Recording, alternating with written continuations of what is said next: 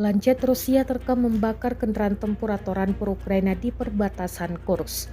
Rekamannya beredar di Telegram pada Selasa 19 November 2024. Dalam keterangan unggahan disebutkan, ditinggal krunya, rampur Ukraina berakhir digebuk lancet Rusia.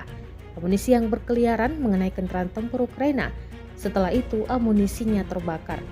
Diketahui baik Ukraina maupun Rusia kini sedang dalam jalur untuk membuat sekitar 1,5 juta pesawat nirawak pada tahun 2024. Ukraina telah berjuang untuk mengisi kembali unit yang terkuras dari waktu ke waktu karena pertempuran, sedang Rusia dilaporkan telah beralih ke Korea Utara.